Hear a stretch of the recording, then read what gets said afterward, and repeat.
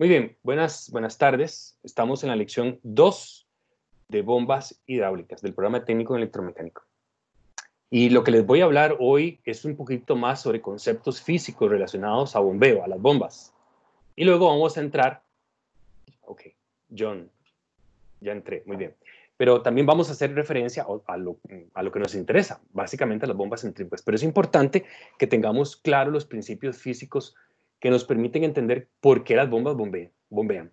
En este caso, pues, iniciamos con las bombas centrífugas. Vamos a estar hablando de bombas centrífugas y a continuación, de último, empezamos a dejar las bombas de desplazamiento positivo. Vamos a entender por qué funcionan. Pero recuerden, las bombas que bombean.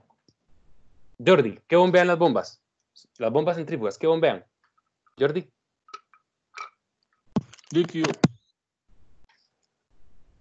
Muy bien, líquidos, exactamente. O fluidos, ¿verdad? Entonces, debemos tener claro qué es, muchachos, qué es un fluido. Empecemos por ahí. ¿Qué es un fluido? Un fluido, uno puede decir, es un líquido, sí, pero no solamente los fluidos son líquidos, también pueden ser gases. Los fluidos tienen características deformativas, que tienden a deformarse y a ocupar el espacio, en cierta medida, el espacio del volumen que lo contiene. Pero también un fluido, decimos que es una sustancia, como les dije, que se deforma por la aplicación de algo, porque lo empujamos, porque le aplicamos una fuerza, porque si no le aplicamos una fuerza, pues él se queda en esa condición, en una condición de reposo. Esa es la primera ley de Newton, ¿verdad? Una sustancia, un cuerpo, se mantendrá en su estado de reposo a no ser de que le apliquemos una fuerza que lo saque de ese estado de reposo. Decimos que un fluido es una sustancia que se deforma bajo la aplicación de un esfuerzo cortante. Esa es la definición más teórica. Sin importar qué tan pequeñito sea este esfuerzo cortante. Y creo que Nelson la semana pasada hacía referencia a los fluidos newtonianos. Nelson, ¿estás ahí con nosotros ya? Sí, señor. Ok, entonces vamos a hablar de los fluidos newtonianos y no newtonianos, pero un poquitito nada más, porque esos temas son tan interesantes y tan vastos que necesitaríamos muchas semanas, ¿de acuerdo? A ver, ¿a qué suena eso de fluidos newtonianos? ¿A qué suena? Fluidos newtonianos, ¿a qué suenan? Alguien que me diga. Newtonianos. Pues a fluidos de Newton. O sea, fluidos que cumplen ecuaciones que el señor Isaac Newton desarrolló hace montones de años, ¿de acuerdo? Dice, ¿verdad?, que los fluidos yacen en capas uno encima del otro. Disculpen, voy a usar mis manos, entonces voy a parar la presentación. Los fluidos yacen como en capas, uno sobre el otro, como un puño de cartas, en un mazo de cartas, sí se dice, mazo de cartas. Si yo llego y empujo la carta superior, la capa de fluido que está adyacente a la frontera, o sea, donde yo empuje el fluido, se impulsa y tiene un mayor alcance. Mientras que la capa de fluido adyacente a la frontera, digamos a la mesa, tendrá la velocidad de la frontera y la carta se queda en su posición. Eso que acabo de decir es un principio fundamental de la dinámica de fluidos que se llama la condición de no deslizamiento. Y todos hemos visto eso, todos, nada más que no le hemos puesto ese nombre. Muy probablemente, muchachos, ustedes han metido el dedo en un vaso o un recinto, un contenedor con miel y meten el dedo, sacan el dedo y ustedes les queda un poco de miel en el dedo. O sea, hay una capa de fluido que no se mueve, porque dice la dinámica de fluidos que la capa de fluidos adyacente a la frontera tendrá la velocidad de la frontera. Y ustedes dicen, deje de inventar, eso no es cierto. Yo meto el dedo aquí donde hay agua y saco, y sí, queda un poco de agua y al rato desaparece. Bueno, muchachos, es que en la naturaleza no solamente un fenómeno físico ocurre a la vez, ocurren muchos fenómenos físicos. En el caso del agua, el agua tiene tal contenido energético por sus características físico-químicas que hace que el fluido, después de un cierto tiempo, las moléculas escapan de la capa superficial y decimos se evaporó. Escuchen, se evaporó, no dije evaporó. Una cosa es evaporación y otra cosa es evaporación. Eso vamos a hablarlo hoy. Oye, sigamos. ¿Qué es un fluido entonces? Un fluido es una sustancia que se deforma bajo la aplicación de un esfuerzo cortante. O sea, que fácilmente, muchachos, si yo pues lo que hago es hago girar el fluido con un dispositivo llamado rodete, impulsor, impeller, propela, pues entonces realizo un trabajo sobre el fluido. Y lo que hago es deformarlo, ¿de acuerdo? Lo que hago es deformarlo. Pero, ¿por qué los fluidos fluyen? ¿Por qué los fluidos fluyen? Vean esta representación. Es un esquemita muy sencillo. Claramente, muchachos, si el fluido se mueve en dirección hacia la derecha, o sea, del punto verde al punto naranja, debe existir un gradiente de presiones en la dirección del movimiento. O sea, la presión, como pueden ver, ven la columna de fluido que se eleva en el primer tubito. Ese tubito se llama tubito, pero digamos que aquí en la academia no le decimos tubito, le decimos tubo piezométrico. La elevación del fluido debido a la presión que hay en ese punto verde hace que la presión en ese punto es mayor que la del punto de color naranja. Si existe un gradiente, un diferencial de presiones en la dirección de ese movimiento, o sea, porque el caudal es diferente de cero, o sea, está fluyendo, entonces necesariamente el fluido se mueve en la dirección del gradiente. Pero si la presión en el punto verde clarito, en el punto naranjito, fueran iguales, el fluido no se mueve. Y es una condición hidroestática. Pero ahí hay una condición hidrodinámica. Las presiones deben ser diferentes si el fluido se mueve. Las presiones deben ser diferentes si el caudal fluye, si hay caudal o si hay un caudal diferente de cero. Si es cero, es porque el fluido no se mueve, y entonces las presiones en esos ambos puntos de colores serían iguales.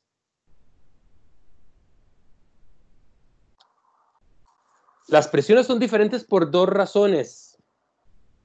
Por la segunda ley de Newton, porque debe existir una diferencia de presiones que genere una fuerza neta en la dirección del movimiento.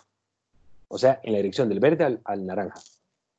Pero la segunda razón es que entre el punto verde y el punto naranja hay fricción. Las tuberías no son lisas completamente.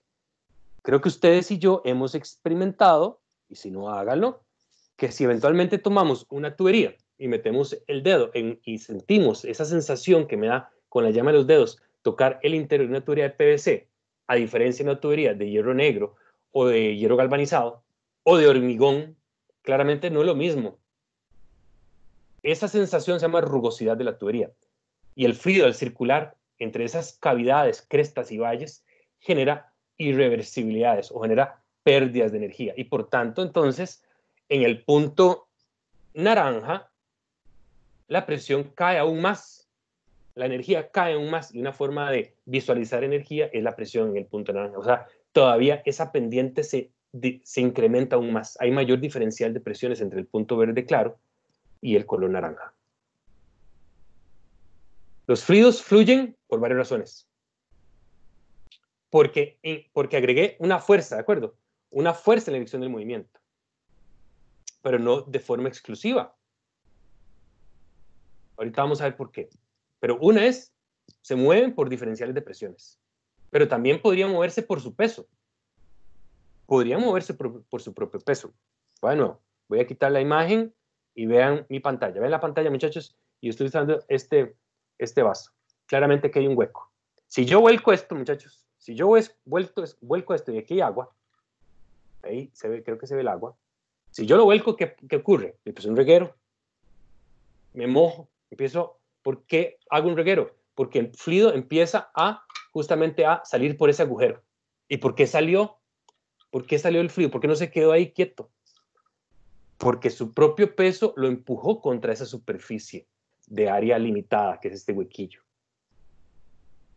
Entonces los fluidos fluyen por su propio peso a la hora de aplicar fuerzas o presión o diferenciales de presiones. Voy de nuevo con la presentación. ¿Qué vemos ahí? A ver, vamos a ver. ¿Qué estamos viendo? Lo que estamos viendo es una propela, muchachos. Y una propela es un dispositivo que gira, ¿de acuerdo? Que gira y provoca que el fluido entre y salga en dirección al eje del motor fuera borda, del de la propela de un barco como los transatlánticos o como el del Titanic, ¿verdad? Que ustedes vieron cuando el Titanic se estaba hundiendo y se expusieron las propelas. Ese dispositivo se llama dispositivo axial, porque el fluido entra y sale en dirección al axis. Voy aquí, muchachos, poniendo aquí una flechita, vamos a una flechita. Voy para, ¿cómo es? Para allá, no, para allá. Y, segundito, para cambiarle color, un segundito. Voy.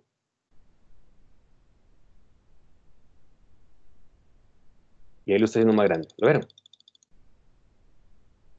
El fluido entra y sale en dirección al axis. Al axis viene de, significa eje. Si el fluido entra y sale en dirección al eje, se llama propela. No es un rodete eso, muchachos. Porque para que eso fuera un rodete, esa cosa que gira, fuera un rodete, ¿qué tiene que hacer el fluido conforme pasa a través del dispositivo? ¿Se acuerdan? Le cambiamos el sentido de movimiento en 90 grados. ¿Me pueden decir que sí? ¿Se acuerdan? Eso lo dijimos la semana pasada. Señor. ¿Ven? Entonces, eso no es... Eso es, muy bien, paguen todas. Eso no es un rodete, es una propela o hélice. ¿Quiénes tienen propela? Los barcos, los jet ski y las bombas axiales, ¿verdad? Las bombas axiales. Muy bien. Bien interesante. Profe, disculpe, entonces la bomba los dos están hablando. Vamos a ver, habló, creo que era Milton el segundo que estaba hablando. A ver, ¿quién habló de primero? Yo, profe. Dale, ahorita creo que Milton es el que está hablando. Entonces ahorita, Milton, formulas tu pregunta. Dime. Profe, que no es que también los motores de las motos tienen propela. Las motores de las motos, de las motos, los vehículos. Sí, de la motocicleta, sí, motocicleta. Tienen propela. No sé. Yo no, la verdad no sé mucho de motos, entonces no sabría decirte. Si es así, pues entonces te creo, pero no sé. Lo que tiene son pistones. Bueno, no sé a qué te refieres. Lo que tiene son pistones. Motor de combustión. Sí, el motor de combustión voy con mis manos. Otra vez, voy con mis manos. O sea, es un dispositivo reciprocante. O sea, son pistones que se mueven de forma alternativa. Puede ser que trabajen en V, así, o aquí y aquí, aquí y aquí, así. Y pueden ser también en forma alineada. Entonces, eso no es una propela, eso es un pistón. Y eso se comporta como una máquina de desplazamiento positivo. Eso sería una máquina de desplazamiento positivo. No sé si te quedó claro. Sí. Más o menos. Sí, profe, sí, relajado. Por bien. Y ahora el siguiente era Milton. Creo que fue Milton el que habló. Yo, profe. Entonces, profe, disculpe, en esa bomba, o sea, si va en línea recta, es axial. Así es. Entonces, solo en línea recta. Exacto. Ah, ok. Gracias. Entonces se llama bomba axial, porque el fluido entra y sale en dirección al eje. O sea, el fluido, vean la pantalla, si el fluido entra, si este es el eje, si el fluido entra en dirección al eje y sale en dirección del eje también, se llama dispositivo axial. Y ese elemento que está rotando alrededor del eje ya no se llama rodete, se llama propela o hélice. Por ejemplo, los ventiladores, ya te cedo la palabra, como por ejemplo los ventiladores que ustedes usan aquí en sus cuartos, ¿verdad? No son exactamente axiales, pero el fluido entra y sale en dirección al eje del dispositivo. Ese en realidad se llama ventilador helicocentrífugo, se llama así más o menos, pero más o menos para que me entiendan, el fluido está entrando y saliendo en dirección al eje. Jason. Profe, ¿y en qué trabajo se puede poner una bomba axial? ¿O para qué la puedo utilizar? Muy bien, gracias por la pregunta. A ver, pensemos en las bombas centrífugas. Habíamos dicho que las bombas centrífugas se utilizaban para levantar presiones medianas, ¿verdad? Y flujos medianos. Las bombas de desplazamiento positivo se utilizan para presiones altas y flujos bajitos. Muy bien. Entonces, ahora estos dispositivos que se llaman dispositivos axiales, bombas axiales, son para traslladar Flujos altísimos, altísimos, altísimos, altísimos. A veces se me salió la mano de la pantalla. Altísimos, altísimos. Flujos extraordinariamente altos. Y presiones bajitas, bajitas, bajitas, bajitas, bajitas, bajitas, bajitas. Profe, ¿Dónde usamos compresores axiales, por ejemplo? En las turbinas de reacción de los aviones. Ellos manejan flujos extraordinariamente altos para elevar esa gran masa, que son los aviones. Sí, Jason, ¿qué ibas a decir? Que yo sabiendo que en Estados Unidos, digamos, cuando un edificio prende fuego, digamos, los bomberos usan, digamos, le usan como un chorro así fuertísimo y llegan el agua hasta arriba. Digamos, eso es una bomba axial o una bomba centrífuga. Es una bomba centrífuga. Muchachos, para todo hay restricciones. Es que una sola bomba, escuchen bien, una sola bomba centrífuga, una con un motor y un rodete, es incapaz de entrar en el rango de las altas presiones. O sea, no puede levantar mucha presión. Pero, utilizando bombas multietapas, o sea, bombas con muchos rodetes adentro de la carcasa, logra entrar en el campo de las altas presiones. Y ahí sí, podemos llegar y elevar el fluido muchas veces, muchos metros hacia arriba. ¿Está bien, Jason? Pero después las vemos. Sí, sí. Recuerden que les iba a mostrar, ¿se acuerdan del Bomba Show? ¿Se acuerdan del Bombacón? O no sé cómo le llaman, que fui a Las Vegas y vi un display de bombas gigantescas. Y ahí habían de todo. Y vamos a ir viéndolas poco a poco. Ok, vamos de nuevo a la presentación. Cuando vemos eso, muchachos, vamos a poner un video, ¿de acuerdo? Espero que todos puedan ver y escuchar. Voy a poner, es un video, no es una imagen. Voy. 1, 2, 3. Curve as the propeller accelerates the passing fluid. When the same state of flow is seen in slow motion, the tip vortex is found to yield a spiral tube of water vapor, which shows the actual complexity of the system. Ok, la primera pregunta. ¿Escucharon el audio? Dígame sí o no. Sí. Sí, profe. Sí, profe. Sí. Está en inglés, bueno, no importa, eso es lo de menos, pero lo que quería es que ensayemos. Sí se escuchó el video, muy bien. Y ahora, la siguiente pregunta que tenemos que hacer, o que les quiero formular, o comentar, ¿verdad? Lo que les quiero comentar, eso que se ven, esa estela que se ve en la sección más remota, vean que en la parte más remota, muchachos, ¿verdad? En la parte más remota, o sea, tangencialmente más hacia afuera, por aquí, se ve una estela, claro. Ahí está alta velocidad, por eso se ve como no sé, como aire, pero no es aire, muchachos. Bueno.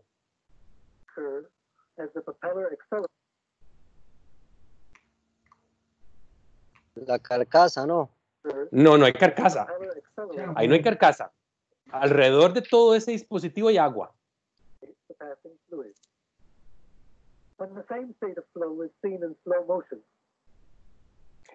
Esa estela que están viendo ahí, muchachos, no es aire. Parece como aire, pero no es aire. Es agua hirviendo. El agua está hirviendo. When the same state of flow is seen in slow motion, the tip vortex is found to yield a spiral tube of water vapor, which shows the actual complexity. O sea, obsérvese, muchachos. Entre más me aleje del centro de rotación, la velocidad de las partículas de agua se incrementa. Otra vez. Ve la flecha. Entre más me aleje del centro de rotación, las partículas incrementan su velocidad. Voy, un segundito.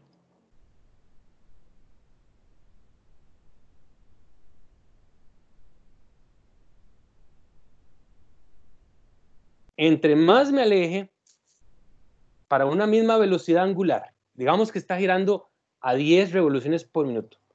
Entre más me aleje el centro de rotación, las partículas incrementan más su velocidad.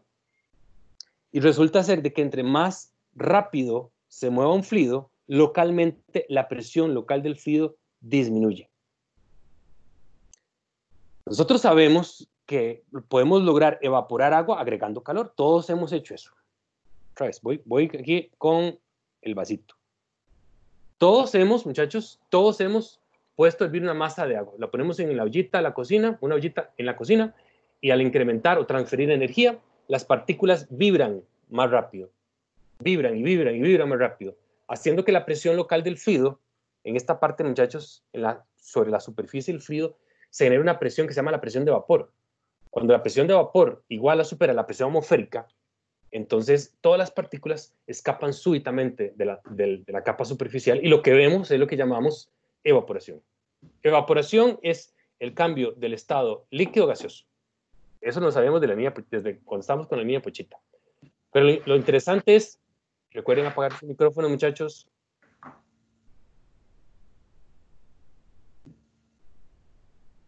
Muchachos, bueno, yo sé que es como extraño, pero cada vez de que participen, procuren cerrar su micrófono, ¿de acuerdo? No es regaño, muchachos, no es regaño.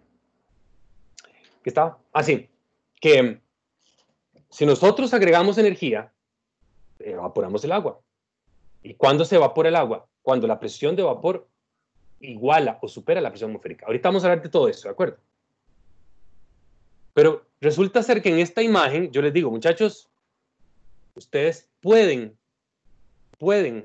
y yo puedo lograr evaporar agua no por agregación de calor, sino por disminución local de la presión. O sea, que a temperatura ambiente, muchachos, a la hora de que eso gira, la estela que están viendo, muchachos, debido a un fenómeno localizado de disminución de la presión, hacen que el fluido hierva, no por agregación de calor, sino por disminución local de la presión. O sea que no es siempre cierto que el agua hierve agregando calor.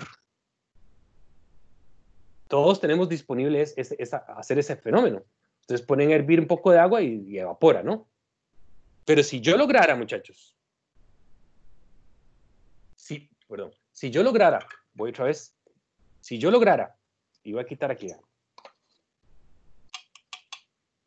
si yo lograra, muchachos, que la presión aquí, la presión local del fluido, que en este momento es la presión atmosférica, que más o menos sabemos qué es, esta presión está empujando contra las moléculas. Pero si yo quitara esa presión, no hay nada que retenga el fluido ahí y el fluido se evapora. Y no solamente el fluido, yo evaporo porque yo estoy hecho de agua y ustedes también. Nada más que sería como muy triste vernos hervir. Vean, muchachos, la presión atmosférica en este planeta nos permite sobrevivir estando en este estado a esta temperatura. Pero si la presión atmosférica en este planeta fuera tan baja que caiga por debajo de la presión de vapor del agua que hay en mi cuerpo y la que hay en el agua, muchachos, resultaría ser que yo empiezo a hervir. Está raro esto. Pues sí, yo hiervo, muchachos. Empezaría a hervir si yo elimino la presión atmosférica que hay a mi alrededor. Sería un experimento mortal, tétrico y horrible. Pero es que existen, muchachos, otros planetas en el sistema solar, donde para lo que nosotros es normal en este planeta es que llueva agua y haya océanos de agua salada y hayan ríos con agua fluyendo. En otros planetas, muchachos, lo que es normal que fluya debido a la presión atmosférica es que hayan, escuchen, océanos de metano y llueve metano. ¿Se imaginan qué raro? Para nosotros el metano, propano, butano, ¿cómo yace, muchachos? En estado natural, a esta temperatura y a esta presión. ¿En estado gaseoso? Claro. Pero imagínense, muchachos, que hacemos así, tronamos los dedos y aparecemos en Io. Io, que es una de las lunas. ¿De dónde, muchachos? ¿Saben dónde queda Io? Es una de las lunas de un planeta del sistema solar. Júpiter. Así es. Muchachos, ustedes truenan los dedos y aparecen en Io, muchachos. Y si yo estuviera en este momento, muchachos, quedo como una torta de carne en el piso, muchachos, porque la presión atmosférica es tan fuerte, tan alta, tan grande que me aplasta. Y lo que es normal estar en estado gaseoso aquí, allá estaría en estado líquido, como el metano. Y allá, muchachos, llueve metano, océanos de metano. Está muy raro, ¿verdad? Pero así es. Ok. Sigamos. Y ahorita hacemos un receso, muchachos. Voy a seguir. Entonces, ¿qué estamos viendo, muchachos? Vean el videito. Estamos viendo agua hirviendo y a temperatura ambiente. Si ustedes se acercan y ponen las manos, no se queman, muchachos, porque está hirviendo a temperatura ambiente. Entonces, o sea, el agua hirviendo a 20 grados se les deja inventar. Muchachos, se los voy a demostrar. Se los voy a demostrar con un video que hice hace unos días. Obviamente, muchachos, yo no estoy en un espacio controlado. Simplemente con acelerar el fluido, la presión cae por debajo de la presión de vapor y el agua hierve a temperatura ambiente. Otra vez. As the propeller accelerates the passing fluid. When the same state of flow is seen in slow motion, the tip vortex is found to yield a spiral tube of water vapor, which shows the actual complexity of the slipstream. Bueno, ¿y para qué les muestro esto? Es que, muchachos, en una bomba centrífuga, eso puede ocurrir, que el agua hierva en la succión de la bomba. Y usted dice, ¿y qué? ¿Y qué importa? Y sí, no pasa nada. El problema, muchachos, es que si en la succión de la bomba, debido a un bajonazo en la presión, que ya veremos por qué, el fluido hierve, pero a continuación, cuando llega a la bomba, cuya una de 3 funciones es, dígame, muchachos, ¿cuáles son las funciones? ¿Qué es lo que hacen las bombas? No me digan bombear. Presión, elevación y movimiento de fluido. Muy bien, agregan presión, agregan elevación y agregan movimiento. Entonces, si la función de la bomba, entre otras, es elevar la presión, y debido a que en la succión, por un bajonazo en la presión, hirvió, y la bomba lo que hace es incrementar la presión del fluido. Vean, estoy usando mis manos otra vez. Si se evaporó una molécula de agua, se evaporó, se expandió, y la bomba lo que hace dentro de su cabeza es elevar la presión, la burbuja, muchachos, de vapor de agua, lo que sucede es que la aplastamos y la aplastamos y la aplastamos y ocurrió algo interesante. Eso que dice, muchachos, se llama implosión. No explota la burbuja de vapor de agua, implota por un incremento sucesivo, progresivo, abundante de la presión. O sea, la burbuja de vapor de agua implota en líquido. Y eso, muchachos, es como si agarraran una piedra y la tiran contra la pared. ¿Qué va a ocurrir? A la hora de implotar, esa implosión, ¡pah!, arranca un pedazo del impulsor y de la carcasa. Y ese fenómeno, ahí sí es peligroso. Ese fenómeno es un fenómeno de desgaste y se llama cavitación. Tal vez algunos de ustedes lo han escuchado. La cavitación. Para yo identificar cuando una bomba está cavitando, yo fácilmente lo identifico. Y ustedes deberán ser capaces también de identificarlo. Porque la bomba, ustedes se acercan a la bomba, así, vean, ustedes llegan y acercan así su oído a la bomba y ustedes escuchan como que la bomba, como que está bombeando piedras. No es que está bombeando piedras, es el montón de moléculas de burbujas de vapor de agua implotando en líquido y arrancando y arrancando y arrancando un pedazo y pedazos y pedazos y pedazos, múltiples y múltiples, muchos pedazos de bomba. O sea, están bombeando pedazos de bomba. Estamos haciendo sopa bronce. Una bomba cavitando durante varias horas, nos quedamos sin bomba, muchachos. Es un desgaste progresivo, masivo. Cavitación. Entonces, ¿por qué estoy hablando de eso? Porque es importante hablar de cavitación en bombas, porque estamos aquí en este espacio virtual, en esta sala virtual, no para seleccionar bombas que cavitan. Estamos aquí para poder seleccionar bombas que no caviten, porque, muchachos, seleccionamos una bomba y cavitó y usted dice, ay, qué lástima, se echó a perder, ¿verdad? Se echó a perder la bomba, $20,000 y ustedes patitas para afuera. Por eso es importante que hablemos de esto. Alguien iba a decir algo que me pareció que escuché un micrófono abrirse. Okay. El líquido no se puede comprimir, ¿cierto, profe? El líquido no se comprime, pero es que recuerden, el líquido se puede evaporar y ya se convierte en gas, y el gas sí se puede comprimir. ¿Está bien? Se comprime e implota en líquido y eso genera un fenómeno de desgaste que revienta el material metálico con el que está conformado la carcasa y el impulsor. Y el impulsor es más suave todavía que la carcasa. El impulsor es normalmente de bronce y la carcasa es de hierro fundido. Entonces, lo que más rápido se desgasta es el impulsor. Dime, ahora sí. Profe, es que una vez en el cole hicimos una prueba para comprimir agua en un motor de combustión. Bueno, y ya llegó el momento en que el líquido lo comprimimos tanto que la biela salió por debajo, o sea, salió disparada, o sea, viera el hueco que le hizo el motor esa vara. Entonces, por eso es que... Así es. Claro, los líquidos se llaman fluidos incompresibles. No incomprensibles, incompresibles. Se dicen que los líquidos pueden comprimirse hasta más o menos un 2% de su volumen. Si se comprime más de eso, ya no eran líquidos. Era una sustancia muy rara. Pero muchachos, en la naturaleza existen situaciones, existen casos donde el índice volumétrico, el índice de compresión del líquido puede ser más allá del 2%. Y eso ocurre, muchachos, no en nuestra vida cotidiana. Ocurre en el océano a 11 kilómetros de profundidad. Más allá donde está el Titanic. ¿Se imaginan? Donde están las fosas bueno, no sé, ahí a 11 kilómetros de profundidad. Eso, gracias. Marianas. Qué dicho que viniste. Esas fosas. Ahí, muchachos, 11 kilómetros más abajo, es tanto el peso de la columna de fluido que ese fluido que está a 11 kilómetros, muchachos, ya se ha comprimido más de un 2%. Sigue siendo agua, pero es un agua rarísima, ¿de acuerdo? Y estar ahí, no sobrevivimos. Obviamente no sobrevivimos ahí. Yo hago así, aparezco 11 kilómetros más abajo, torta carne.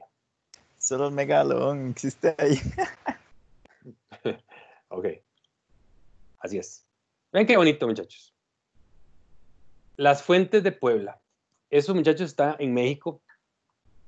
Y fue muy divertido ese viaje porque 2 días después de haber llegado a México y yo ya estaba hablando mexicano, ¿verdad? Yo ya estaba hablando cantadito. Yo, ¿qué es esto que estoy hablando? Ahí en Puebla es un pueblo muy pintoresco, es una ciudad y el centro histórico es muy lindo. Cuando yo era niño, yo recuerdo que a mí me llevaban al parque, o al Parque Los Ángeles, o al Parque de las Ruinas, y me compraban el globo y una veleta, ¿verdad? Y eso que ustedes soplaban y daba vueltas. Ya eso no se ve, pero no sé si ven en el fondo, la parte baja y al fondo se ve un señor como con 15 metros de globos hacia arriba. Y me recordó mi niñez. Me recordó, ¿verdad? Entonces llegaban los niños y le decían, señor... No está proyectando. Perdón, qué dicha. Ustedes son mis ojos y mis oídos. Gracias por avisarme. Ahí estoy. No fue hace mucho, profe. No fue hace mucho. Fue hace poquito. O sea, ¿qué cosa? ¿El viaje o mi niñez? Su niñez. Tenga cuidado con lo que dice, ¿verdad? Sí, hace mucho, muchachos. Pero no, el viaje a Puebla fue hace poquito. Entonces llega un niño, ¿verdad? Donde el señor, ahí en el fondo se ven los globos, muchachos. Y era una cosa gigantesca, ¿verdad? Y llega el niño y le dice, yo quiero LAF.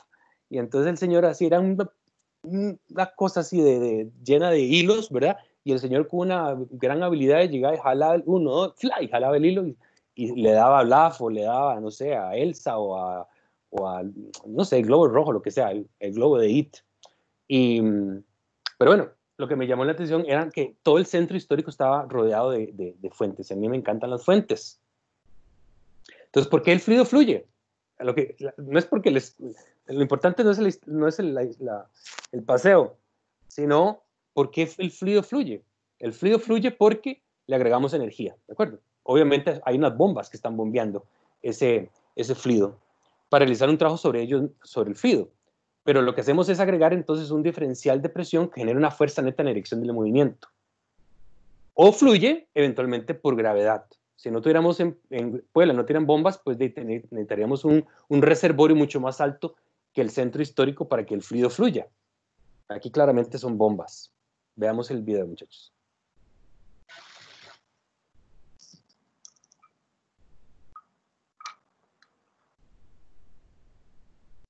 Esa es otra fuente, pero en Avenida Escazú, que son unos chorrillos con unas luz LEDs, y entonces parece como lava. Y en cámara lenta tiene ese aspecto como de lava.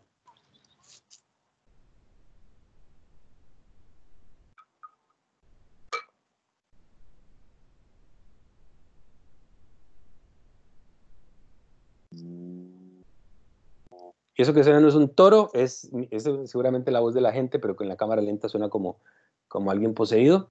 Eso también es en la Ciudad de México, y eso es ¿cómo se llama esto? El Castillo de Chapultepec. ¿Se han escuchado esa palabra? Chapultepec es un parque ahí, un zoológico y un montón de cosas. Y a ese castillo es precioso, y ahí tenemos fuentes en la parte inferior.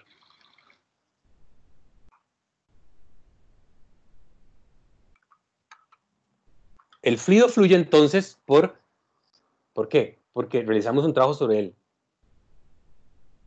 Aplicamos un gradiente de presión que genera una fuerza neta en dirección del movimiento. Esa fuente también es bellísima y está en el Museo de Antropología de la Ciudad de México. Es una fuente, bueno, ese museo es gigantesco, ni lo terminé de ver, pero me quedé un buen rato viendo las fuentes, porque las fuentes me gustan mucho. Y vean qué interesante, vean qué bonita la fuente.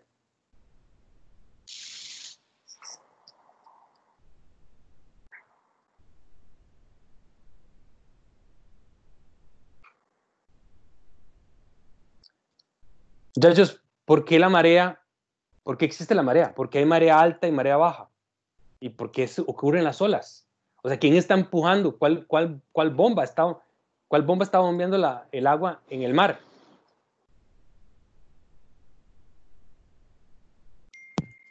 Por el viento, ¿no, profe?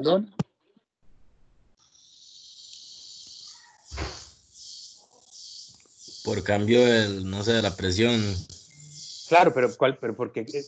Recuerden apagar por la luna. Eso, muy bien. Pero todo lo que dijeron está bien. Sí, los vientos. Pero ¿quién movió los vientos? De las diferencias de temperaturas que tenemos entre polo y polo, entre polo, ecuador y polo. ¿De acuerdo? Los vientos, los huracanes, los tornados, como decía en la luna. ¿Por qué hay marea alta y marea baja? Porque en un momento, muchachos, la luna está más lejos, entonces la marea sube. Pero cuando la luna se acerca más a la Tierra, entonces él, por decirlo así, aplasta y baja los niveles de agua en el océano. Y como el fluido es deformable, este fluido líquido es deformable, entonces ocurren las mareas. También las diferencias entre las temperaturas, entre los polos, hacen que hayan temperaturas frías y temperaturas más altas. Y para que un fluido se mueva también, muchachos, no solamente es por agregación de calor. Si existe una diferencia de temperaturas, ocurre una diferencia de densidades que pone en movimiento el fluido. Vean, muchachos, la ventilación ocurre, y vean, para poner así más sabor, la ventilación ocurre aun cuando no la deseo. Ustedes, si no, muchachos, tienen calor, ¿qué hacen? Abren la puerta. Con solo que abren la puerta se genera un gradiente de temperatura. Eso genera una diferencia de densidades y, por tanto, el fluido se mueve. Vamos a ver si vean que es cierto. Todos hemos hecho café, creo. Los que toman café, todos han hecho café en el coffee maker. Cuando estaba chiquitillo, desarmé un coffee maker. A ver dónde estaba la bomba que bombeaba el agua. ¿Cómo era que el agua estaba abajo? ¿Y cómo era que subía el agua por la parte superior hasta llegar por encima del filtro y empezar a caer? ¿Dónde está la bomba? Yo desarmé el coffee maker de mi mamá y no encontré la bomba. ¿Qué pasó? ¿Cómo el fluido pasó de abajo, donde está el reservorio, donde ustedes echan el agua, y cómo hizo para llegar hasta arriba? Bueno, es un fenómeno físico que se llama el efecto termosifón. Cuando un fluido lo calientan, les dicen, ¿verdad? Los fluidos calientes, ¿para dónde van? ¿Para dónde van los fluidos calientes? Dicen, a mayor temperatura. Pues, exactamente. Disminuyen su densidad, se vuelven menos pesados y van para arriba. Y finalmente, ¡pum!, cayó. Así funcionan los coffee makers. Por eso es que ustedes no encuentran una bomba. Si la han desarmado, no, tampoco lo hagan. Pero así es como funcionan, a través del efecto termosifón. Y así también funcionan, muchachos, los calentadores de agua, los calentadores solares que calientan agua, que ponen en el techo. El fluido circula y se va calentando y va fluyendo hacia arriba y finalmente cae por gravedad más caliente hacia una válvula de mezcla, porque probablemente viene desde el tanque, desde el reservorio, viene a una temperatura, no sé, de 60 grados Celsius. Ustedes les cae un chorro de 60 grados Celsius sobre la cabeza, se queman, pegan grito. Entonces tenemos que mezclarlo con agua fría para llegar al punto óptimo de confort. Y eso, muchachos, me hace pensar, voy a volver a presentar y vamos a hacer la primera pausa, pero primero la última diapositiva. A ver, me hace pensar sobre la viscosidad. A ver, ayúdenme, yo sé que ustedes saben. Dígame, construyan conmigo la definición de viscosidad. ¿Qué es viscosidad? Alguien, abra el micrófono y diga lo que se le ocurra. Ya eso creo que hablamos un poquito la semana pasada. ¿Qué tanto una capa va sobre la otra? ¿Fluye sobre la otra? No. O sea, pensemos, agua y miel. Si usted pone en un plano inclinado, pone un poco de agua, un poco de miel, ¿quién llega más rápido a la parte baja del plano inclinado? ¿El agua? Profe, la densidad de las moléculas es mayor. Otra vez. Por la resistencia. responda a mi pregunta y ahorita hablamos de densidad. Si ponemos en un plano inclinado, voy otra vez con mis vean. Ponemos en un plano inclinado, ahí está. Y ponemos aquí es, ajá, ya Gastón respondió. Si ponemos aquí agua y hacemos la misma experiencia con miel y medimos el tiempo que le toma a ese poco de agua y miel llegar a la parte más baja del plano inclinado, ¿quién llega primero? ¿El agua o la miel? El agua. El agua, muy bien. Entonces, la viscosidad es la posición de un fluido a fluir, ¿de acuerdo? Y eso tiene que ver con las características físico-químicas de la sustancia. Pero una cosa es viscosidad y otra cosa es densidad. Una cosa es viscosidad y otra es densidad. A veces las confundimos. A ver, ¿quién es más viscoso? ¿El agua o el aceite? El aceite. Muy bien. No. ¿Cuál es más viscoso? ¿El agua o el aceite? Otra vez, hagan la misma experiencia. Imagínense. Traten de usar el sentido común, ¿verdad? El aceite. Ajá. La experiencia que tienen del mundo que conocen. Aunque nunca hayan hecho la experiencia, ponen agua y aceite aquí arriba y toman el tiempo que le toma recorrer el plano. Entonces, me dijeron, es más viscoso el aceite. Más viscoso el aceite. Está frío. A la misma temperatura. Ah, A la misma ok. temperatura. Muy bien. Está bien. Perfecto. Y ahora, pongan, muchachos, agarro el vaso. El vaso lleno de agua. Y le echo aceite. ¿Quién se va para arriba? ¿El agua o quién queda arriba? ¿El agua o el aceite? El aceite. El aceite. Entonces, ¿quién es menos denso? ¿El agua o el aceite? El aceite. ¿Vieron? No es lo mismo viscosidad que densidad. El aceite es más viscoso, pero es menos denso que el agua. ¿Lo vieron? Sí. No me confunden el concepto de densidad y viscosidad, que son cosas diferentes. Muchachos, son las 6:03. Profe, ¿podría volver a repetir el significado de viscosidad? Viscosidad es la oposición de un fluido a fluir. Oposición de un fluido a fluir. Y les digo, no confundan viscosidad con densidad. Muchachos, 6:03. Vuelvan a mí a las 6:10. 7 minutos. Quédense conmigo. Gracias por estar aquí. Vayan a hacer lo que tengan que hacer. Despéjense. Tomen el celular. Hablen. Saluden. Tómense un café. Ya volvemos. Gracias.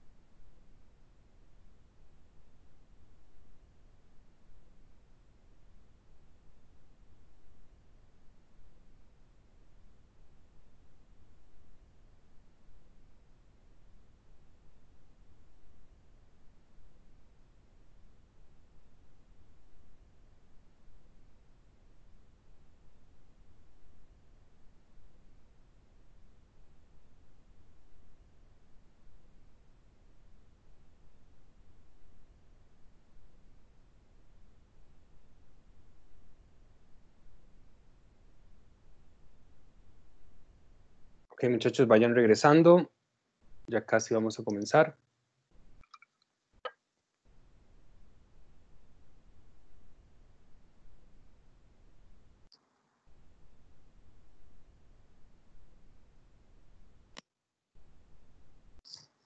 Ya volví, ya volví. Muy bien. Muy bien, a continuación lo que vamos a hacer es un video nada más para que de una forma cualitativa, no cuantitativa, cualitativa, veamos la diferencia de viscosidades entre diferentes fluidos. Es una prueba destructiva, nada más para que vean la consistencia que tienen fluidos a diferentes viscosidades. Observen el video. 3, 2, 1.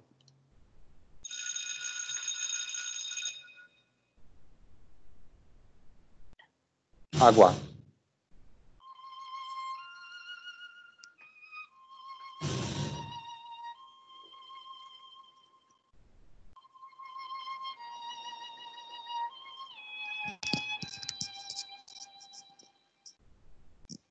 Pintura.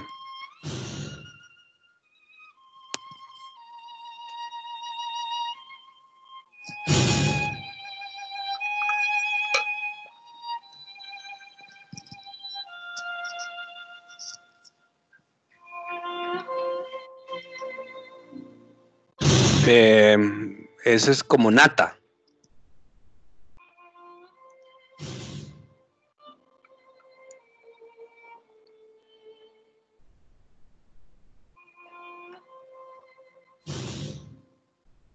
Ketchup. Salsa de tomate, pero ketchup.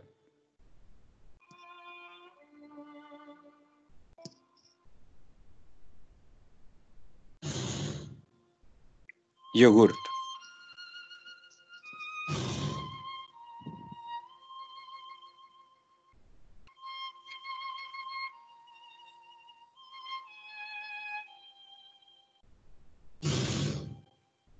Crema.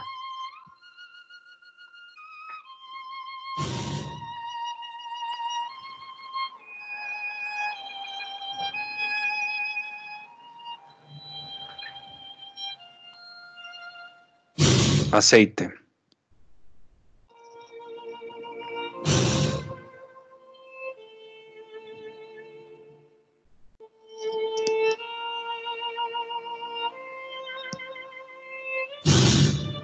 Pegamento y mala puntería.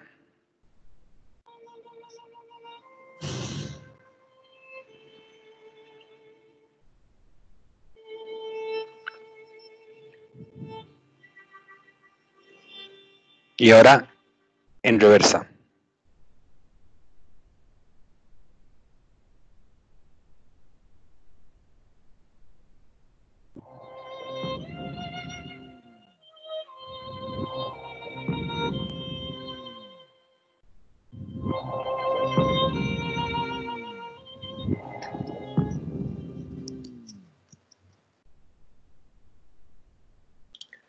La viscosidad es afectada por la condición del fluido, o sea, por la temperatura.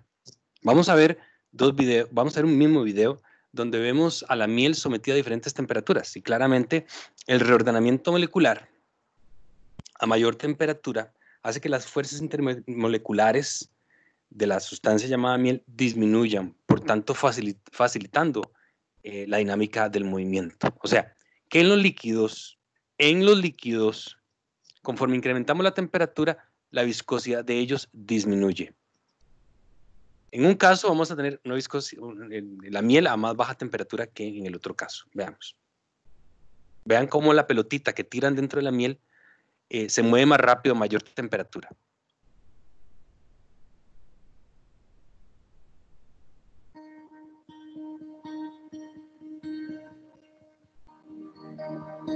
Una canica, marble, significa canica, en un cilindro lleno de miel. Vean, a la derecha a 100 grados Fahrenheit, mientras que en la izquierda a 50 grados Fahrenheit.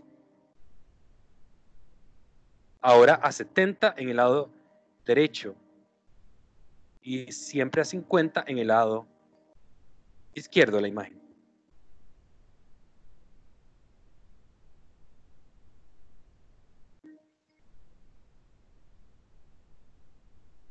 La viscosidad es la propiedad de un fluido homogéneo que causa que éste ponga fricción o resistencia al movimiento. Es muy importante el concepto de viscosidad porque, otra vez, no es lo mismo seleccionar agua a 20 grados Celsius que agua a 80 grados Celsius. Claramente la viscosidad del agua a 20 grados Celsius es mayor que la viscosidad del mismo fluido, pero 80 grados Celsius. En esta imagen, muchachos, lo que nada más quiero que se enfoquen, no se me abrumen. Al ver esa imagen, lo que quiero es que observen que, en general, cuando a los líquidos le incrementamos la temperatura, ¿qué le pasa a la viscosidad? Disminuye.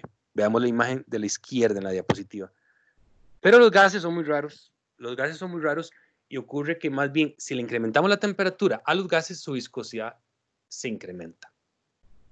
En la parte inferior de la imagen a la derecha, vemos los gases helio, dióxido de carbono, aire e hidrógeno, que conforme se incrementa la temperatura, su viscosidad incrementa, ligeramente, pero incrementa. Pero en la parte superior vemos todos los líquidos aceitosos, por ejemplo, que a la hora de incrementar la temperatura, su viscosidad disminuye. Densidad. Vean, muchachos. Densidad es un concepto muy interesante, pero más que se lo aprendan de memoria, es que se empoderen del concepto de densidad. Densidad es masa entre volumen. Ven, abajo está la ecuacioncilla. Rho o... aquí, muchachos, si se les complica ver esta letra, muchachos, esa letra que estoy pintando en color, es una letra griega que significa Rho. O sea, se le dice Rho, pero es densidad. Si se les complica, ponemos D. D de densidad. Ahí está. D de densidad es masa entre volumen. Aquí, D para que se den cuentas. D.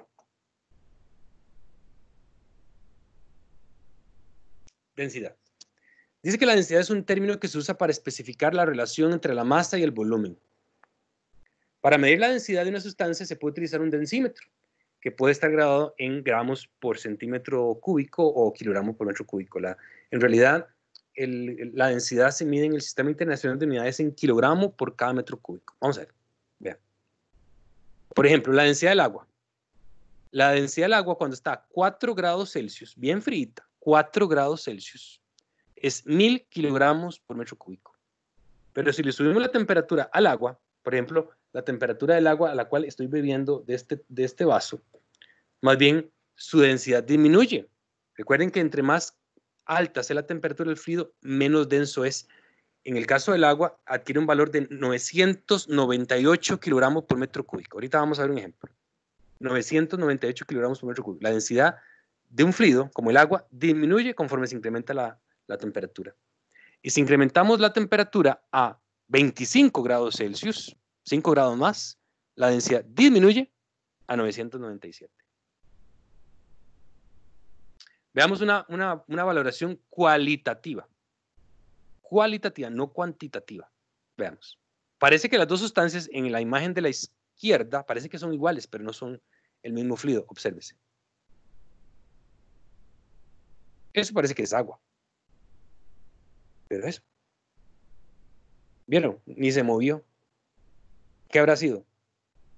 Muy probablemente en ese video, muchachos, lo que estamos moviendo ahí es agua, mientras que el siguiente es glicerina. Tiene un color muy similar, pero no es el mismo fluido.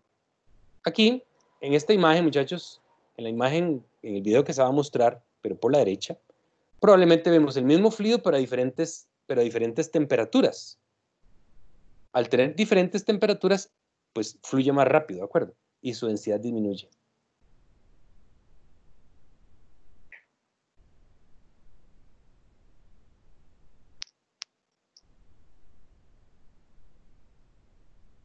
Fluidos newtonianos y no newtonianos. No me voy a tomar mucho tiempo sobre esto, pero que habíamos discutido un poquitito sobre eso.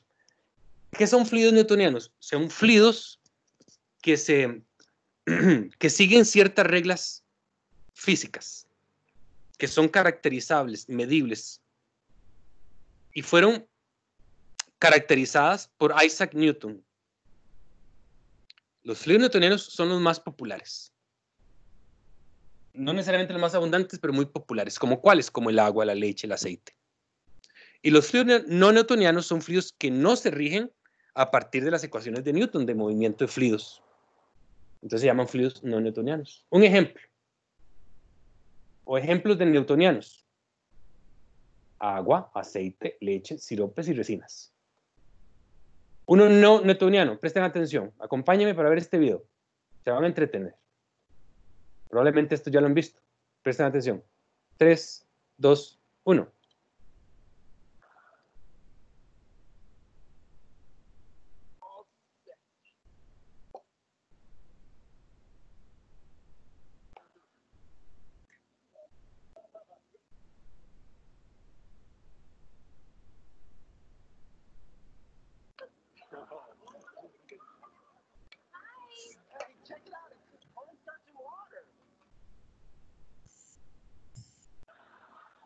non-Newtonian fluid, which is liquid, but solid under the percussive action of the speaker. That's what makes it get all funky. Yeah, okay. Listen, I need to talk to Sheldon. En este video lo que vimos, esa sustancia que está ahí, muchachos, es agua con almidón. O sea, agua con vitamaíz o maicena. O sea, son 3 partes de maicena o vitamaíz por una de agua. Y lo mezclamos bien. Ahí lo que está ocurriendo, muchachos, es que el efecto percusivo del parlante hace que las grandes moléculas de almidón atrapen, bloqueen a la pequeña molécula de agua. El efecto percusivo hace que la sustancia se comporte como un semisólido, sólido, con el efecto percusivo. Por eso es que empieza a formar esas fibras tan particulares. Pero, como si lo vieron, pero si lo prestaron atención, cuando quitó el efecto percusivo, o sea, apagó el parlante, ¿qué ocurrió? Fluyó, se comportó como un fluido. Yeah, okay. Listen, I need to talk to Sheldon.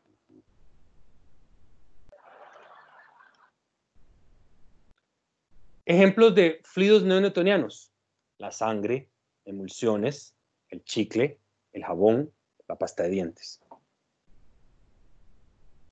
Otros fluidos no newtonianos: las cremas cosméticas, las cremas derivadas de la leche, las grasas. Otros: el chocolate, la salsa de tomate, pero no cualquier salsa de tomate, el ketchup, porque no hablo de la salsa de tomate esa de sofrito, sino el ketchup. Porque claramente, muchachos, ustedes agarran un tarro de ketchup, le quitan la tapita y lo vuelcan y no fluye. Para que pueda empezar a fluir, tienen que aplicar un gran esfuerzo cortante. O sea, tienen que golpear el recipiente para que empiece a fluir. Por eso es no newtoniano. Pero si ustedes agarran un vaso con agua y lo vuelcan, pues claramente hacen un reguero de agua. Fluyó. Ok, muchachos. Por ahora, eso es lo que quería decir con respecto a algunas características del fluido. Como la viscosidad y como la densidad. Vamos a hablar hoy, muchachos, sobre algunas manifestaciones de la presión. Presión. ¿Qué es presión? Espero que no sé lo que están sintiendo porque ya viene el quiz. No. Tranquilos, eso no es presión.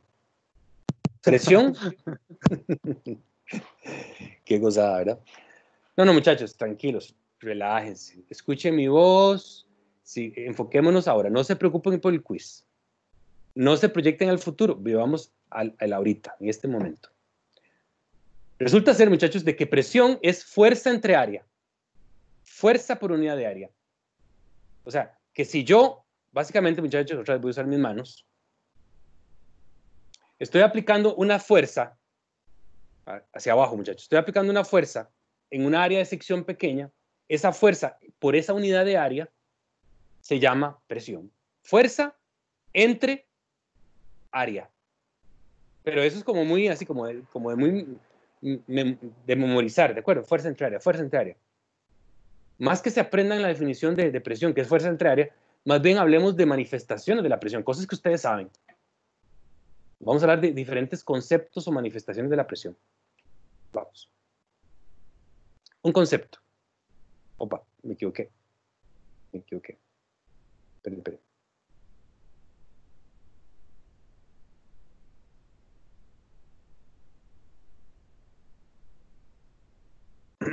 ¿Dónde estoy? Me perdí. Ok, primero, lean eso, muchachos. Fuerza entre área. Fuerza tiene una unidad en el Sistema Internacional de Unidades de Newton. Así se llama la unidad de fuerza, Newton. Y la unidad de área es metro cuadrado. Estaban Albert Einstein, Pascal y Isaac Newton y Arquímedes jugando a las escondidas.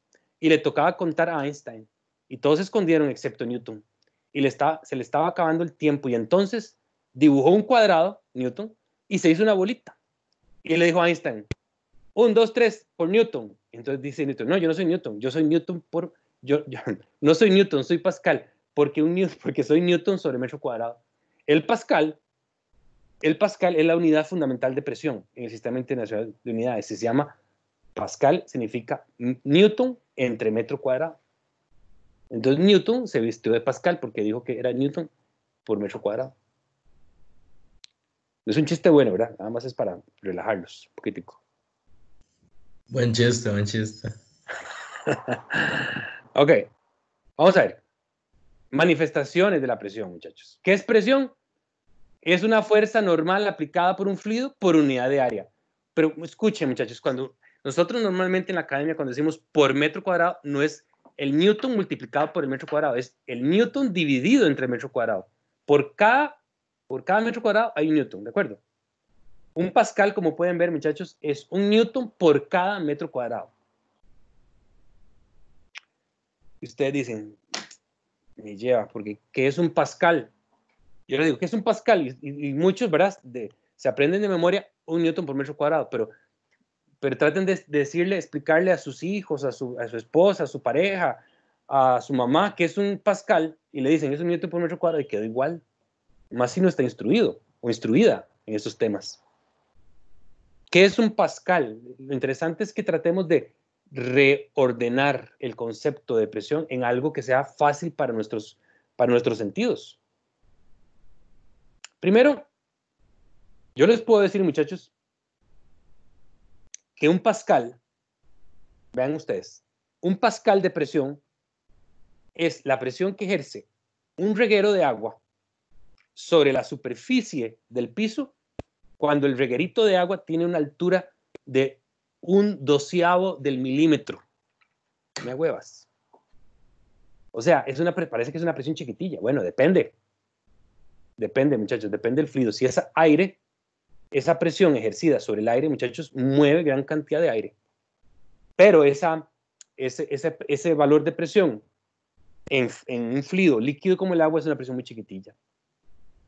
Si pueden apreciar, muchachos, la presión es fuerza entre área. Fuerza entre área. Por ejemplo, 12 pascales. Voy a quitar la pantalla, muchachos, la presentación. Y enfóquense, muchachos, un momentito en la puerta que tengo ahí al fondo. Una puerta normal, típica, puede tener una dimensión, no sé, de 2 metros por 1 metro.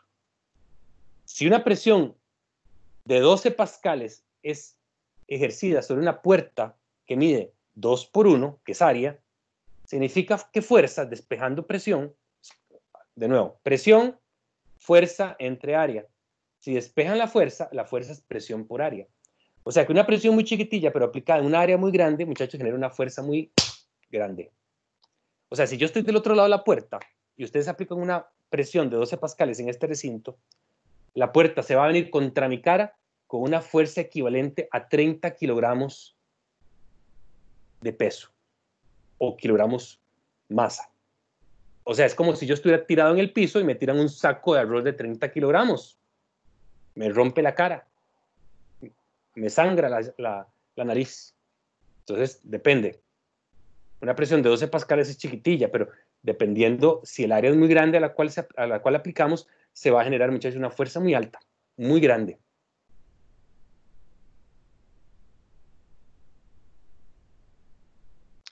También es importante que analicemos algunas equivalencias. 100.000 pascales, ojo, 100.000 pascales Lo pueden ver, muchachos, lo pueden ver. Le estoy hablando del valor que está aquí. Ahí, muchachos. Donde marqué con una, voy a pintar de color.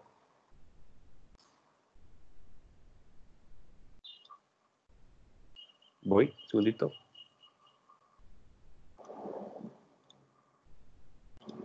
Esa raya que estoy pintando de color, que estoy haciendo cada vez más ancha, lo que estoy diciendo, muchachos, es que 100.000 pascales es 100 kilopascales. Recuerden la niña Pochita. 100.000 pascales es 100 kilopascales. Y eso también equivale a un bar de presión. O sea, todos sabemos que es un bar. ¿Qué es un bar? No sean hipócritas. Es algo más fino que una cantina. Pero aquí, un bar son 100.000 pascales o 100 kilopascales. Un bar es aproximadamente también un valor casi, muchachos, un bar es casi una atmósfera de presión. Casi. Pero vamos a hablar en términos de unidades típicas, con las que vamos a leer en la calle. Vamos a leer manómetros, como los que están viendo en la imagen. Los manómetros vamos a poder medir, observar medidas de presión en bares, en pascales o kilopascales y hasta en libras por pulgada cuadrada, que es lo que típicamente le decimos libras, pero no decimos libras, decimos libras por pulgada cuadrada. Anoten, un bar es igual a 100 kilopascales y es igual a 14,7 PSI. PSI. Espero que noten, muchachos. Un bar es igual a 100 kilopascales. Pero también es igual a 14,7 PSI. PSI viene del anglicismo pound per square inch, que lo que significa es libras por pulgada cuadrada. Ustedes van no sé, ahí a la estación de servicio y le dicen, mira, échamele aire a las llantas, échamele a 30. ¿Qué es lo que están diciendo? ¿30 qué? 30 libras. Bueno, digamos que lo están diciendo medio bien, porque el concepto es presión, entonces deben decir libras por pulgada cuadrada. Libras por pulgada cuadrada. Un bar es 100 kilopascales y es igual a 14,7. Vean esta pregunta. Aquí, muchachos, es donde reacondicionamos el concepto de presión en algo que sea fácil para mis sentidos. Porque yo les pregunto, ¿qué es 4 bares? Yo les digo, el bar que está aquí por mi casa, que se llama La Nave, el bar La Reforma y ¿verdad? Nada que ver. No, pero en presión, ¿qué es 4 bar? De ahí alrededor de 60 libras por pulgada cuadrada, ¿no? Muy bien, pero queda igual. O sea, ¿qué es eso? O sea, ¿cómo podemos? 400 kilopascales, profe. También, están aplicando las conversiones, está pura vida, pero muchachos, yo no estoy, supongan que yo no estoy entrenado en esto, en física ni nada de eso, yo no sé nada. ¿Qué es 4 bares? Pero no me digan una equivalencia, porque yo eso no lo entiendo. Algo que sea comprensible con el entorno, con el exterior, con algo que sea fácilmente comprensible bajo mis sentidos. De ahí, los 5 profe, sentidos. le diría que es la fuerza que necesito para subir el agua, ¿no? Vean, tengan paciencia. Estoy haciendo una pregunta capciosa, muchachos, pero es para que nos pongamos en jaque. Para que nos pongamos en jaque y empecemos a pensar. A ver, ¿qué les dije? Presión es igual a... Es presión, profe. Es presión. Sí. Claro, es presión. 4 bares es presión, pero es que yo quiero entender cómo puedo imaginarme qué es 4 bares. Yo quiero imaginarme con la ayuda de mis sentidos, de mis 5 sentidos, qué es 4 bares. Quiero reacondicionar, reformular el concepto de presión de una forma que sea fácil en función de mis 5 sentidos, de la vista, del oído, del gusto, ¿de acuerdo? Del tacto. Vamos a ver, pensemos. ¿Qué es presión? Empecemos por ahí. Dígame, ¿qué es presión? ¿Qué dijimos que era presión? Fuerza entre área, ¿verdad? Una fuerza. Otra vez. Presión no es fuerza. Presión es fuerza fuerza por unidad de área, profe. Eso, muy bien. Empecemos por ahí. Ya, está bien. Pero resulta ser, muchachos, de que la presión es también el producto, escuchen, de la densidad, de la aceleración de la gravedad y de la altura de columna de fluido. Vamos a ver. Paren ahí. Paren los caballos, porque ¿qué es eso que acabo de decir? A ver. Díganme. ¿Cuánto es la densidad del agua a 20 grados Celsius? Espero que lo hayan anotado, pero si no, ¿cuánto es la densidad del agua? Anoten, la densidad del agua a 20 grados Celsius. ¿Cuánto? ¿Cuánto dije? 998 kilogramos por metro cúbico. La aceleración de la gravedad. ¿Puedo repetir, profe? Sí, la densidad del agua. Voy aquí. Voy a parar de presentar. La densidad del agua que tengo aquí en este vasito, ese poquitillo que me queda ahí, es 998 kilogramos por metro cúbico. O sea, que si hago una caja de 1 por 1 por 1, ahí le van a entrar, a 20 grados le van a entrar 998 kilogramos de agua, que son más o menos 998 litros. Otra vez. Densidad del agua, 998 kilogramos entre metro cúbico. Anoten. La aceleración de la gravedad. Creo que hemos escuchado esa palabra, la aceleración de la gravedad. Resulta ser que en las cercanías de la Tierra, muchachos, debido a la masa que tiene este planeta, si yo tiro este lápiz, él parte desde este punto con una velocidad igual a 0. Suelto, nada más. Después de un segundo, la velocidad que lleva este lápiz, independiente si es este lápiz o si es este tarro, la velocidad que lleva el cuerpo es 9,81 metros por segundo. Transcurrido 2 segundos, ¿cuál velocidad lleva el lápiz o este tarro? Lo multiplica por 2, ¿no? Exactamente, ahí lo tienes, punto. En las cercanías de la Tierra, así donde estamos aquí pegados del piso, más o menos en promedio la aceleración de la gravedad es 9,81. En promedio en todo el planeta. Eso no es cierto en cualquier punto. La aceleración de la gravedad va disminuyendo conforme vamos hacia afuera. Por ejemplo, en Cartago, ahí en el TEC, la aceleración de la gravedad en el tercer piso de la escuela de física es de 9,74. Pero no importa, tomemos 9,81. 9,81. Vean, muchachos. La presión es el producto, la presión de un líquido es el producto de la densidad, la aceleración de la gravedad. ¿Cuánto dijimos que vale la aceleración de la gravedad? 998 kilogramos en metro cuadrado. No, casi. 9,81 metros sobre segundos al cuadrado. Correcto. Otra vez. Densidad es 998 kilogramos por metro cuadrado, por metro cúbico. La aceleración de la gravedad se parece, es 9,81 metros por segundo al cuadrado. Y supongamos que en el piso de mi cuarto hago un reguero de 1 metro. 1 metro, muchachos, de columna de agua. ¿Cuál es la presión que ejerce todo ese reguero de agua sobre el piso? Multiplicamos. Ayúdenme. Multipliquen 998 con su celular, con su cuentapollos, algo. 998 por 9,81 por 1. ¿Cuánto le da? 9.790.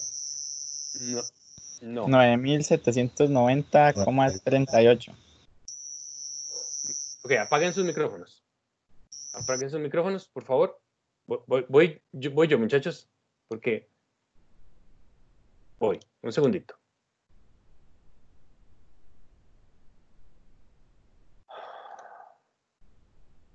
Vamos con esta diapositiva. Parece que estoy ahí. Vamos. ¿Qué le estoy pidiendo que multipliquen? Lo que le estoy pidiendo que multipliquen, muchachos, es lo siguiente. Vamos a tomar. Vamos a decir. Ven que puse algo ahí para escribir. ¿Qué es presión? Presión es igual a la densidad. ¿Perdón? Sí, muchachos. pero también es, lo que acabo de decir es densidad por la aceleración de la gravedad por la altura. Lo voy a hacer más grande. Eso es lo que estoy diciéndoles.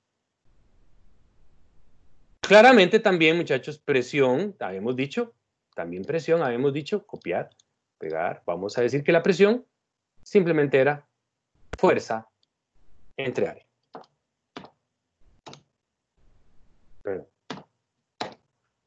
Pero la presión también es el producto de la densidad por G por H. O sea, que la presión que ejerce una columna de fluidos sobre el piso del recipiente que lo contiene es el producto de la densidad por la aceleración por H, por la columna de fluido. Vamos a ver. Entonces, si es así, entonces presión, disculpen, será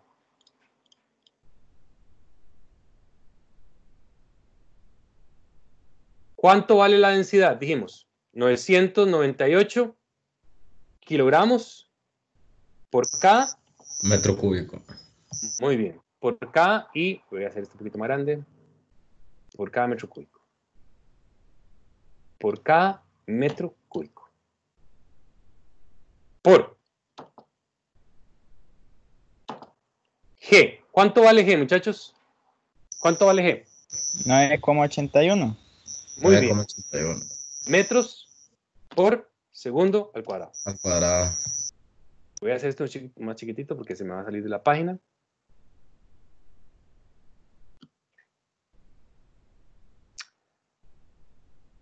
Aquí un producto acá y un producto.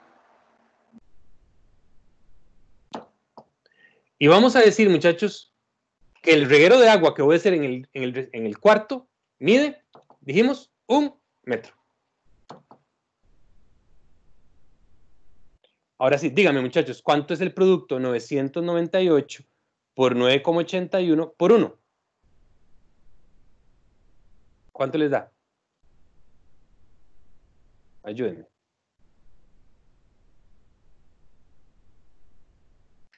¿Cuánto da eso?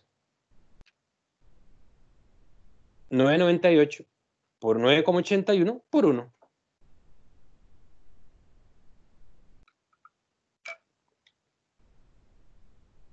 Ahí con sus celulares, muchachos. Nada más multiplicar 998 por 9,81.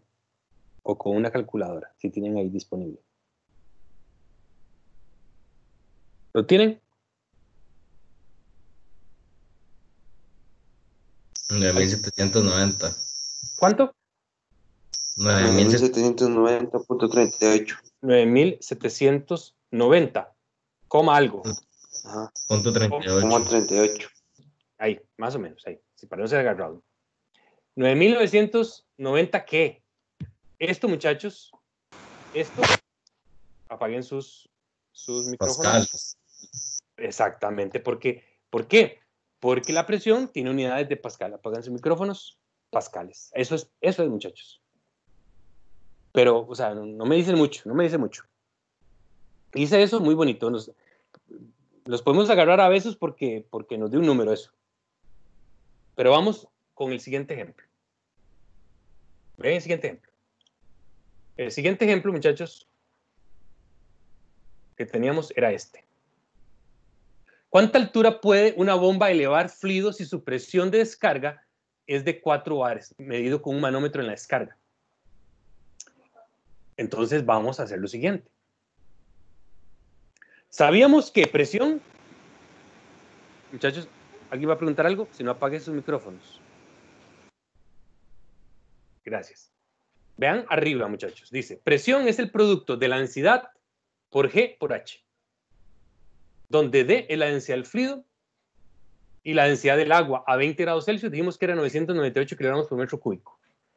G es la aceleración de la gravedad en las cercanías de la Tierra y es 9,81. Y sabemos que un bar son 100.000 pascales. Por tanto, 4 bares son 4 veces eso, 400.000.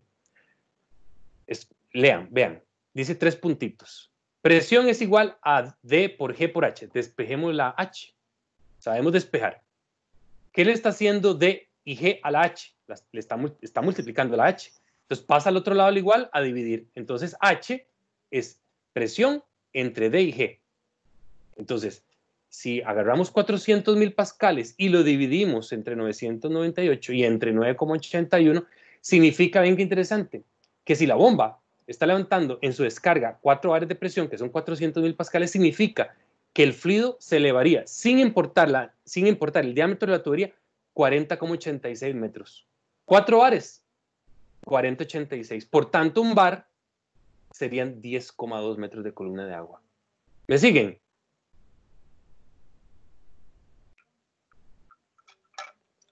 Si la bomba está bombeando agua, y tiene una presión leída en el manómetro de 4 bares, eso significaría que verticalmente el fluido subiría más de 40 metros de columna de agua.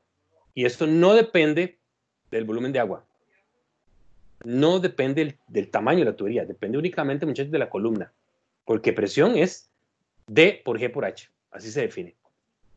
Entonces, si tuviéramos una bomba que está elevando la presión a un bar, él tendría la posibilidad de elevar la presión, elevar el fluido a 10,2 metros. Y eso no depende del diámetro de la tubería. Vimos hace un ratito, muchachos, vimos aquí que un bar eran 100 kilopascales o 14,7 psi, pero también equivale a elevar 10,2 metros de columna de fluido llamado agua.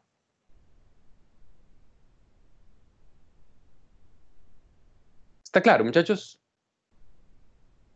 O sea, si una bomba bombea agua y está marcando una presión de un bar, significa que podríamos esperar que el agua esté 10 metros más arriba, ahí. Y eso no depende del tamaño de la tubería, únicamente de la presión. Depende del tipo de fluido, en este caso agua, y de la aceleración de la gravedad en las cercanías de la Tierra.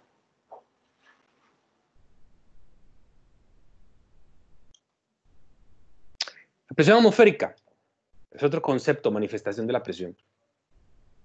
¿Qué es la presión atmosférica? Ustedes y yo sabemos qué es la presión atmosférica. La presión es la presión que ejerce la atmósfera contra la superficie terrestre. Claramente, muchachos, desde la cima del cielo hasta el nivel del mar, la columna de fluido, H, es mayor. Por tanto, la presión a nivel del mar es mayor que la presión atmosférica que tenemos en Cartago. La presión atmosférica normal es un bar.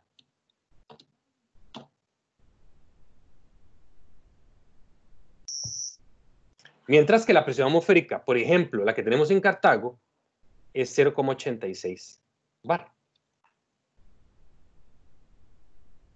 Según lo que acabo de decir, entre más arriba estemos, la altura de la columna de fluido es menor. Por tanto, la presión atmosférica es tanto menor.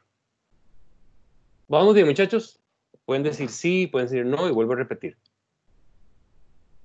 La presión atmosférica... Claro. No. Muy bien. Está bien. Vamos a ver. Los que dicen no, apaguen su micrófono. Vean la cima del cielo, muchachos. ¿Dónde está la cima del cielo? La cima del cielo está arriba, esa línea celeste que se ve en la diapositiva.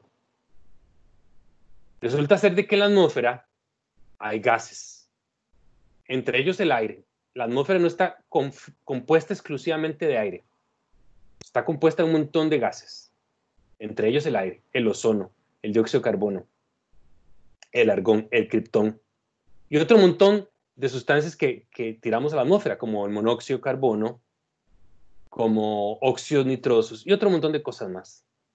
La atmósfera, desde donde estamos, ustedes y yo, donde estamos, hasta la cima del cielo, ahí esa línea, muchachos, pasamos esa línea celeste y estamos en el espacio. La atmósfera está compuesta por 5 capas. Esto es cultura general, esto no importa mucho, pero quiero que lo sepan. La atmósfera está compuesta por 5 capas. La capa donde estamos nosotros se llama la troposfera. Hacia arriba está la estratosfera. Más arriba está la mesósfera, luego sigue la exosfera y luego termina con la terrosfera. Estamos más o menos entre 400 a 450 kilómetros de espesor, lo que mide la atmósfera. Pero básicamente la atmósfera ya, lo que conocemos como atmósfera son unos 300 kilómetros. Ya más arriba lo que existen son apenas algunas trazas gaseosas de fluido.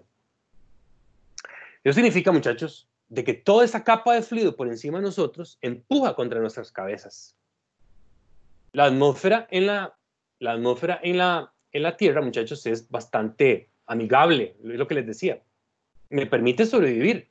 Porque si yo estoy en aquel lugar, muchachos, en Io, que es esa luna de Saturno, es tan pesada, tan densa esa atmósfera, que me aplasta, muchachos, y me hace torta de carne.